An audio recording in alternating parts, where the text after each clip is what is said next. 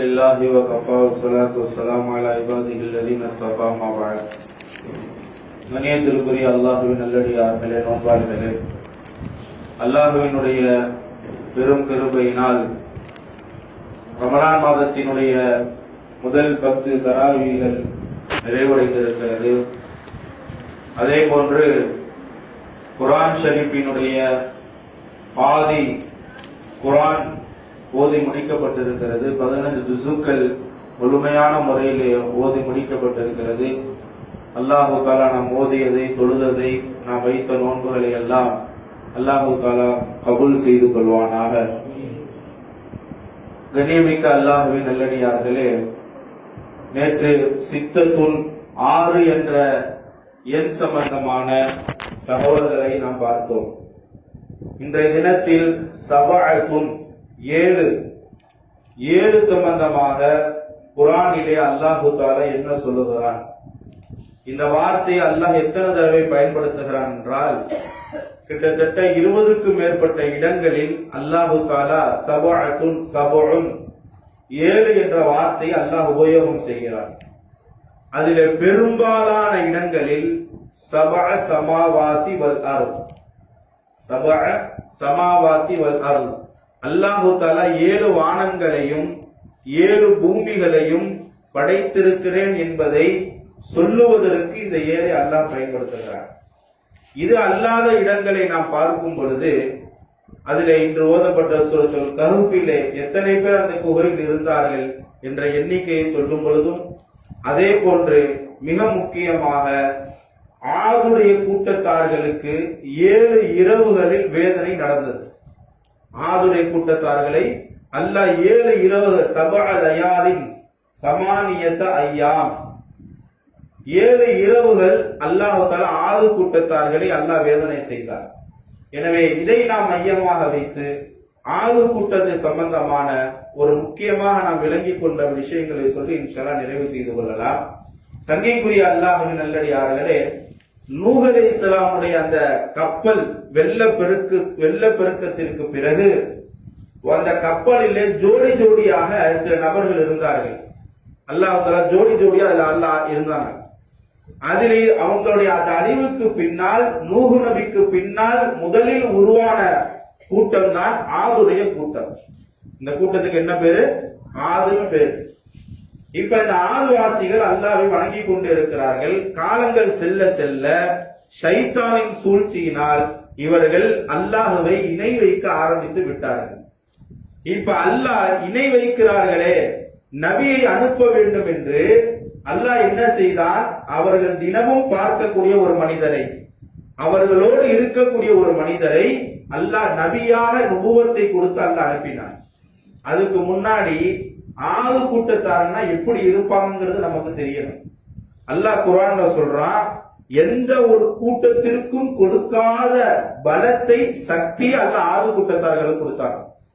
இரமதாத்தில் இமாத், தூண்களை, அவர்கள் மிக உயரமான தூண்களை கட்டுவார்கள். உலகத்தில் அவங்கள மாதிரி ஆர்கிடெக்ட் எங்கேயுமே கிடையாது. அவ்வளவு உடல் பலத்தை அல்லாஹ் கொடுத்திருந்தான். 700 முழம் ஆதம் அலைஹிஸ்ஸலாம் இருந்தாங்களாம். ஆதம் அலைஹிஸ்ஸலாம் எத்தனை முழம்? 700 முழம், 200 அடி இருந்தாங்களாம். நபி ஸல்லல்லாஹு அலைஹி வஸல்லம் சொன்னாங்க, ஆதம் அலைஹிஸ்ஸலாம் காலத்திலிருந்து ஒவ்வொரு காலகட்டத்திலையும் அந்த உயரம் குறைஞ்சு மக்கள் குறைந்து கொண்டே, உயரத்தில் குறைந்து கொண்டே வருவார்கள். நம்ம எவ்வளவு இருக்கிறோம்? 6 சொல்லிக்கிறோம். ஆனா 6 அடி மனுஷனை பார்த்தா எட்டி தான் நம்ம பார்க்கிறோம். 6 அடி மனுஷனை பார்த்தா இருக்கிறதுல 5.5 4.2 அவ்வளவுதான்.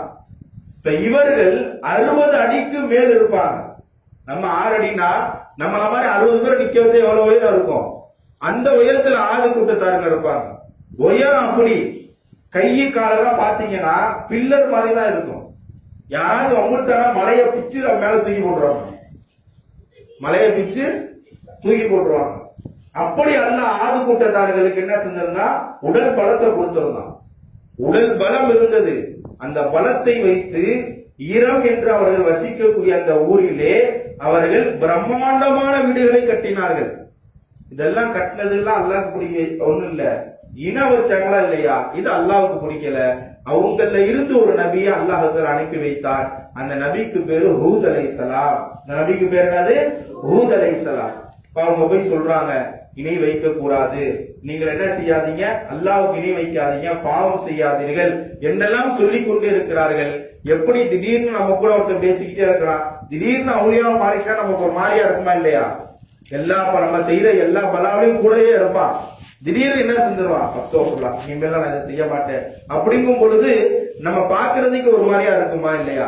ஆறு மாற்றத்தார்கள் அப்படிதான் நினைச்சாங்க. என்னடா இவ்வளவு நாள் எங்க கூட தான் இருந்த, இப்ப திடீர்னு நீ நபின்னு சொல்றியே, எப்படி நாங்க ஏற்றுக்கிறதுன்னு சொல்லி அவருடைய எல்லா விதமான தாவாவையும் அவர்கள் எதிர்த்து கொண்டே இருந்தார்கள். அவர் சொல்றதை கேட்கவே இல்லை. அல்லாஹ் தஆலா கடைசியாக அந்த ஹூத் அலைஹிஸ்ஸலாம் சொன்னாங்க, அல்லாஹ்வுடைய கட்டளை நீங்கள் ஏற்றுக்கொள்ளுங்கள், இல்ல அல்லாஹ்வுடைய அஸாப் வரும். எப்படி இதுக்கு முன்னாடி வாழ்ந்தவங்க யாரு? நூஹ் அலைஹிஸ்ஸலாம் தானே.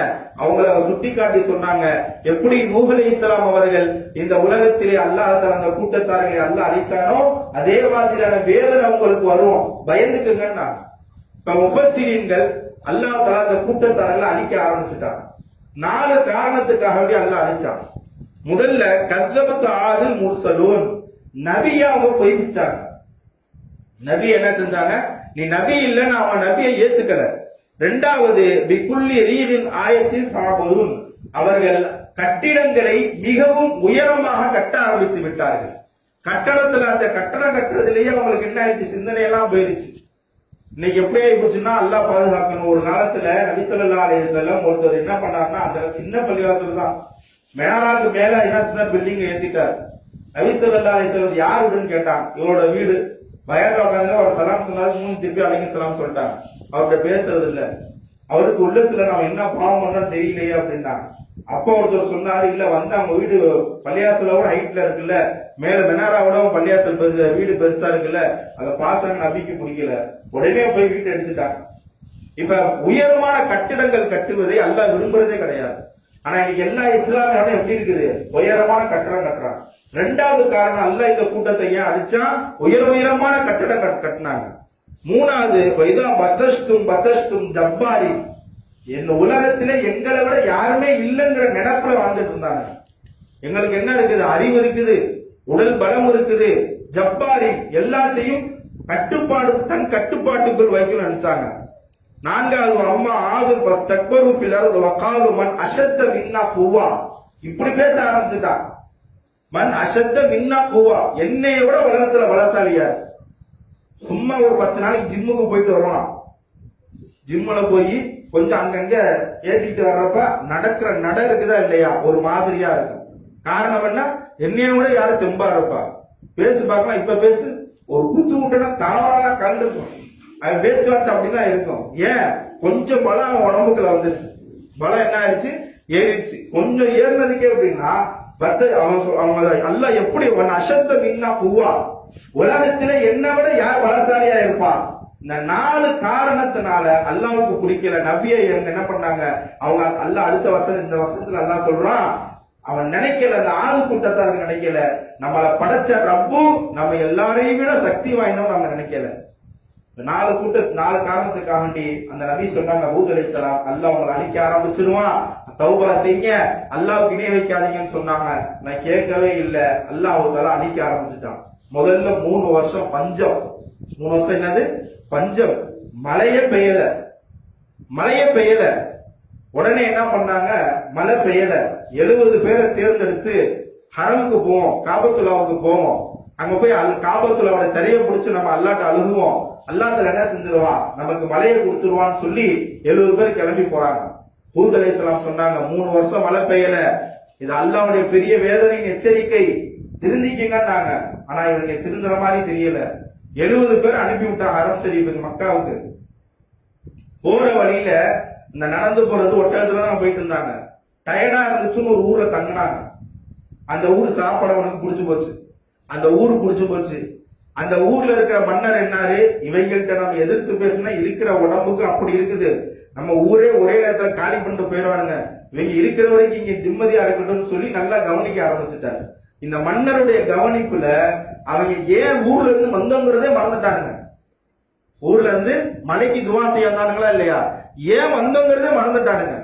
அந்த மன்னருக்கு இவங்க இருந்தாலும் தொல்லை இல்லைனாலும் தொல்லை, எப்படிடா கிளப்புறதுன்னு சொல்லி அவர் என்ன பண்ணாருன்னா அடிமை பெண்களை கூப்பிட்டு, அம்மா இரவுல நீங்க பாட்டு பாடுங்க, அந்த பாட்டுல அடப்பாட முட்டாளர்களா நீங்க எதுக்கு வந்தீங்கன்னு உங்களுக்கு தெரியலையாடா, தண்ணி இல்லைன்னு மழை பெய்யறதுக்கான வந்தீங்க, இங்கே உட்காந்துருக்கீங்கன்னு சொல்லி அவங்கள்ட்ட பேசுனா கோவப்படுவாங்க, பாட்டு ரீதியில சொல்லுங்க நீங்கன்னு சொல்லி அந்த மன்னர் சொன்னார்.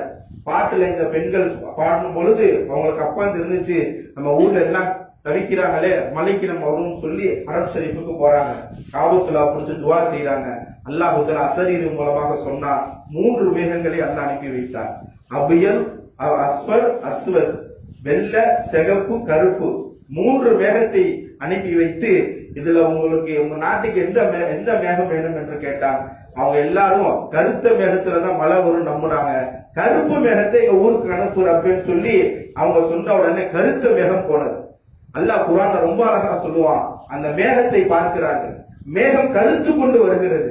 அந்த கருத்திருந்த மேகத்தை பார்த்து ஹூத் அலைஹிஸ்ஸலாத்து சொன்னாங்களா, ஹூதே நீ உண்மையான நபி அல்ல, நீ உண்மையிலேயே நீ தற்பெருமை உள்ளவன், பெருமை அளிப்பதற்காக தன்னை நபி என்று நீ சொல்லிக் கொண்டு திரிகிறாய், எங்கள் பஞ்சகாலம் போக போகுது, இதோ கருத்த மேகம் வந்து விட்டது பார்த்தாயா, எங்கள் பஞ்சத்தை போக்குவதற்கு இப்பொழுது மழை பெய்ய போது பாருன்னு சொல்லி ஹூத் அலைஹிஸ்ஸலாத்து என்ன செஞ்சாங்க, எல்லாம் ஏளனமாக பேச ஆரம்பித்தார்கள். ஆனால் வந்த காற்று குளிர்ச்சியாக இருப்பதை போன்று அவர்களுக்கு தெரிந்தது. ஆனால் உலமாக்கள் முஃபஸ்ஸிரீன்கள் எழுதுகிறார்கள், அந்த காற்றிலே நெருப்பும் இருந்தது, குளிர்ச்சியும் இருந்தது. அப்படிப்பட்ட திரகாத்திரமான அந்த மக்களினுடைய, அந்த மனிதர்களுடைய நாவு வழியாக, தொண்டை வழியாக அந்த காற்று உள்ளே போய் பிந்துவாரத்தின் வழியாக காற்று வெளியில வந்தது. அந்த காற்று முதல்ல அந்த நாட்டினுடைய ஒரு கிராமத்துல காற்று வீச ஆரம்பிச்சுச்சான். அங்க இருந்தவங்க பேருச்சம்பளம், ஈச்சம்பளம் புடுங்கி போட்டா எப்படி பறக்குமோ அது மாதிரி ஒவ்வொருவரும் பறந்து இன்னொருத்தவங்களோட இடித்து உடல் சிதறி வரணித்தார் என்று அல்லாஹ் சொல்லுகிறார். எந்த அளவுக்கு நான் வீட்டுக்குள்ள போய் ஒளிஞ்சுக்குவாங்களாம், வீட்டுக்குள்ள போய் ஒளிஞ்சுக்குவான். அந்த காற்று சும்மா விடாது, வீட்டின் கதவை உடைத்து கொண்டு அவனை வீதியில் இழுத்து அவன் உடலை சுக்குநூறாக ஆக்கியது என்று முஃபஸ்ஸிரீன்கள் எழுதி வைத்திருக்கிறார்கள். சங்கைக்குரிய அல்லாஹ்வின் நல்லடியார்களே, ஆணவத்தில் பெருமையில் இருந்தவர்களை அல்லாஹ் இப்படி இந்த காற்று எத்தனை நாள் வீசுது தெரியுமா? 7 லயாலி, 7 இரவுகள் அந்த காற்று வீசி அவர்களை அழித்தது. எனவே தான் இந்த சம்பவத்தை, இந்த ஹூதுடைய சூறாவை ஓதிய உடனே நபி அவர்கள் முடியெல்லாம் நரைக்க ஆரம்பித்து விட்டது. அப்படிப்பட்ட அதிபயங்கரமான வேதனையை அல்லாஹ் அவர்களுக்கு இறங்கினார். அதனாலதான் நபி ஸல்லல்லாஹு அலைஹி வஸல்லம் இந்த சூரா இறங்கின உடனே மேகம் கருத்த உடனே பயப்பட ஆரம்பிச்சிருவாங்க. மேகம் கருத்த பயப்பட ஆரம்பிச்சிருவாங்க. மழை பெய்த உடனே பள்ளிவாசலுக்கு வந்துருவாங்க, யா அல்லாஹ் ஆது கமுது கூட்டத்தை மாதிரி கூட்டத்தை அழித்து விடாதுன்னு சொல்லி. எனவே சங்கைக்குரிய அல்லாஹ் நல்லடியார்களே, இந்த நபி நமக்கும் சொல்லி கொடுத்தாங்க, மழை வந்து விட்டது என்று மகிழ்ச்சி அடைந்து விடாதீர்கள், அது உங்களுக்கு வேதனையாக கூட இருக்கலாம். அல்லாஹ்விடத்தில் நீங்கள் துஆ செய்யுங்கள். அல்லாஹ் ஹவாலைனா வலாலைனா பல துஆக்களை நபி அவர்கள் சொல்லி கொடுத்தார்கள். அல்லாஹ் அப்படி வாழக்கூடிய, பின்பற்றக்கூடிய பாக்கியத்தை நம் எல்லோருக்கும் நசீபாக்கி தந்தருள் புரிவானாக. சுப்ஹானல்லாஹி வபிஹம்திஹி, சுப்ஹானக்கல்லாஹும்ம வபிஹம்திக, அஷ்ஹது